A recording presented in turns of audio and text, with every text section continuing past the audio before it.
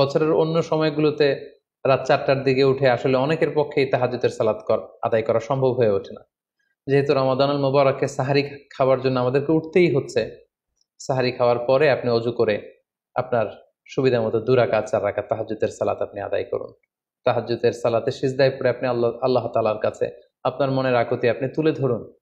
এই মুহূর্তটাতে, তাহাজ্জুদের এই সময়টাতে আল্লাহ তাআলা প্রথম আকাশে মনোনিবেশ করে তিনি ডাকতে থাকেন, কার কি লাগবে, কার খাবারের দরকার আমার কাছে চাও, আমি খাবারের ব্যবস্থা করে দেব। কার রিজিকের দরকার, রিজিকের ব্যবস্থা করে দেব।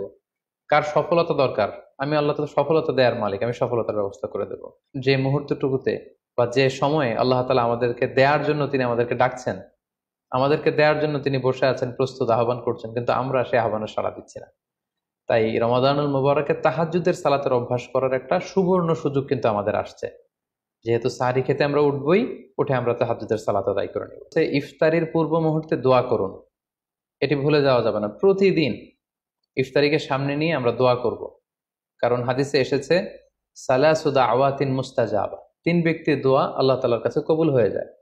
এই দোয়া আল্লাহ কখনো ফিরিয়ে দেন না। এর মধ্যে একটা দোয়া হচ্ছে দাওয়াতুস সাইম, রোজাদারের দোয়া আল্লাহ কখনো ফিরিয়ে দেন না। দাওয়াতুস সাইমি মাকবুল, এটা আল্লাহর কাছে কবুল হয়ে যায়।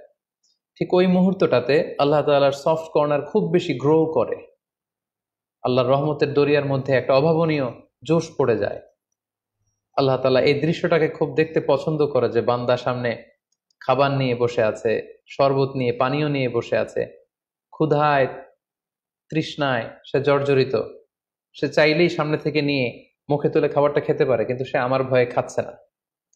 তখন আল্লাহ তাআলা এই দৃশ্যটা দেখতে বড্ড পছন্দ করেন। ঠিক এই মুহূর্তে আপনি যখন বুদ্ধি করে আল্লাহ তাআলার কাছে চাইতে শুরু করবেন, কায়মনো বাক্যে চোখের পানি ছেড়ে, আপনি চাইতে দেরি হবে, এই দোয়া আল্লাহ তাআলার কাছে কবুল হতে দেরি হবে না।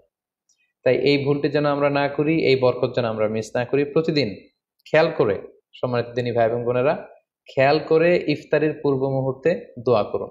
আপনার কি চাহিদা, আকুতি মিনতি আল্লাহর কাছে আছে, আপনি পেশ করুন। Be a part of our vision. Do listen and share the khair. Be with our official social media handle for latest updates.